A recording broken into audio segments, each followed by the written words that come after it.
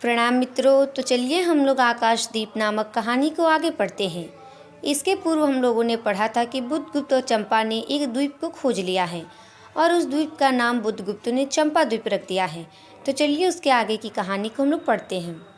5 बरस बाद शरद के धवल नक्षत्र नील गगन में झिलमिला रहे थे। चंद्र की उज्जवल विजय पर अंतरिक्ष में शरद लक्ष्मी ने आशीर्वाद के फूलों और खीलों को बिखेर दिया।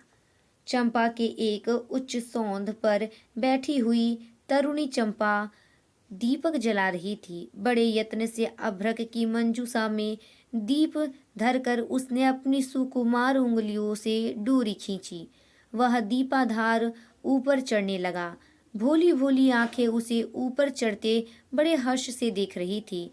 डोरी धीरे धीरे खींची गई। चंपा की कामना थी कि उसका आकाशदीप नक्षत्रों से हिल मिल जाए, किंतु वैसा होना असंभव था। उसने आशा भरी आंखें फिरा ली। सामने जलराशि का रजत श्रृंगार था।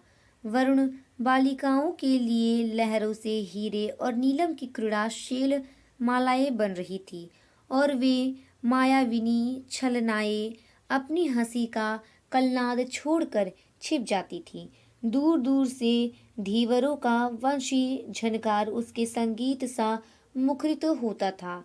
चंपा ने देखा कि तरल संकुल जलराशि में उसके कंदील का प्रतिबिंब अस्त व्यस्त था। यह अपनी पूर्णता के लिए सैकड़ों चक्कर काटता था। वह अनमनी होकर उठ खड़ी हुई। किसी को पास न देखकर पुकारा, जया। एक श्यामा युवती सामने आकर खड़ी हुई। वह जंगली थी। नील नभोमंडल से मुख में शुद्ध नक्षत्रों की पंक्ति के समान उसके दांत हंसते ही रहते। वह चंपा को रानी कहती। बुद्धगुप्त की आज्ञा थी। महानाविका कब तक आवेंगी? बाहर पूछो तो, चंपा ने कहा। जया चली गई। दूरागत पवन चंपा के अंचल में विश्राम लेना चाहता था। उसके हृदय में गुदगुदी हो रही थी। आज न जाने क्यों वह बेसुध थी। एक दीर्घकाय दृढ़ पुरुष ने उसकी पीठ पर हाथ रखकर चमत्कृत कर दिया। उसने फिर कर कहा, बुद्धगुप्त, बावली हो क्या? यहाँ बैठी हुई अभी तक दीप जला रही हो? तुम्हें यह काम करना है? क्षीर निधि शाही अनंत की प्रसन्नता के लिए क्या दासियों से आकाशदीप जलवाऊं? हंसी आती है। तुम किसको दीप जलाकर पथ दिखलाना चाहती हो? उसको जिसको तुमने भगवान मान लिया है। हाँ, वह भी कभी भटकते हैं, भूलते हैं। नहीं तो बुद्धगुप्त को इतना ऐश्वर्य क्यों देते? तो बुरा क्या हुआ इस द्वीप की आधीश्वरी चंपा रानी? मुझे इस बंदी गृह से मुक्त करो। अब तो बाली, जावा और सुमात्रा का वाणिज्य केवल तुम्हारे ही अधिकार में है महानाविक।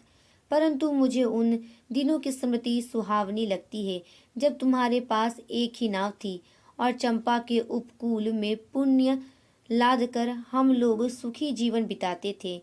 इस जल में अगणित बार हम लोगों की तरी आलोकमय प्रभात में तारिकाओं की मधुर ज्योति में थिरकती थी।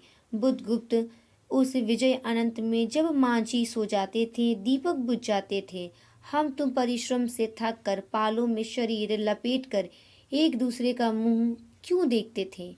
वह नक्षत्रों की मधुर छाया। तो चंपा, अब उससे भी अच्छे ढंग से हम लोग विचर सकते हैं। तुम मेरी प्राणदात्री हो, मेरी सर्वस्व हो। नहीं नहीं, तुमने दस्युवृत्ति छोड़ दी, परंतु हृदय वैसा ही अकरुण, सतृष्ण और ज्वलनशील है। तुम भगवान के नाम पर हंसी उड़ाते हो, मेरे आकाशदीप पर व्यंग्य कर रहे हो। नाविक, उस प्रचंड आंधी में प्रकाश की एक एक किरण के लिए हम लोग कितने व्याकुल थे।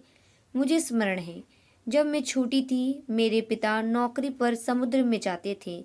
मेरी माता मिट्टी का दीपक बांस की पिटारी में भागीरथी के तट पर बांस के साथ ऊंचे टांग देती थी।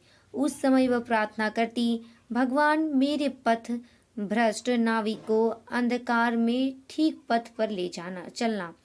और जब मेरे पिता बरसों पर लौटते तो कहते, साध्वी, तेरी प्रार्थना से भगवान ने संकटों में मेरी रक्षा की है। वह गदगद हो जाती। मेरी माँ आ नाविक, यह उसी की पुण्य स्मृति है। मेरे पिता वीर पिता की मृत्यु के निष्ठुर कारण जलदस्यु हट जाओ। सहसा चंपा का मुख क्रोध से भीषण होकर रंग बदलने लगा। महानाविक ने कभी यह रूप ना देखा था। वह ठठाकर हंस पड़ा। यह क्या चंपा, तुम अस्वस्थ हो जाओगी, सो रहो, कहता हुआ चला गया। चंपा मुट्ठी बांधे उन्मादिनी सी घूमती रही। निर्जन समुद्र के उपकूल में वेला से टकराकर लहरें बिखर जाती थी। पश्चिम का पथिक थक गया था। उसका मुख पीला पड़ गया। अपनी शांत गंभीर हलचल में जल निधि विचार में निमग्न था। वह जैसे प्रकाश की उन मलिन किरणों से विरक्त था। चंपा और जया धीरे धीरे उस तट पर आकर खड़ी हो गई। तरंग से उठते हुए पवन ने उसके वसन को अस्त व्यस्त कर दिया। जया के संकेत से एक छोटी सी नौका आई। दोनों के उस पर बैठते ही नाविक उतर गया। जया नाव खेने लगी। चंपा मुग्ध सी समुद्र के उदास वातावरण में अपने को मिश्रित कर देना चाहती थी। इतना जल, इतनी शीतलता, हृदय की प्यास ना बुझी, पी सकूंगी नहीं तो जैसे वेला में चोट खाकर सिंधु चिल्ला उठता है, उसी के समान रोदन करूं, या जलते हुए स्वर्ण गोलक सदृश अनंत जल में डूबकर बुझ जाऊं। चंपा के देखते देखते पीड़ा और ज्वलन से आरक्त बिंब धीरे धीरे सिंधु में चौथाई, आधा, फिर संपूर्ण विलीन हो गया। एक दीर्घ निश्वास लेकर चंपा ने मुंह फेर लिया। देखा तो महानाविक का बजरा उसके पास है। बुद्धगुप्त ने झुककर हाथ बढ़ाया। चंपा उसके सहारे बजरे पर चढ़ गई। दोनों पास पास बैठ गए। इतनी छोटी नाव पर इधर घूमना ठीक नहीं। पास ही वह जलमग्न शेल खंड है। कहीं नाव टकरा जाती या ऊपर चढ़ जाती चंपा तो अच्छा होता बुद्धगुप्त, जल में बंदी होना कठोर प्राचीरों से तो अच्छा है। आह चंपा, तुम कितनी निर्दयी हो। बुद्धगुप्त को आज्ञा देकर देखो तो वह क्या नहीं कर सकता।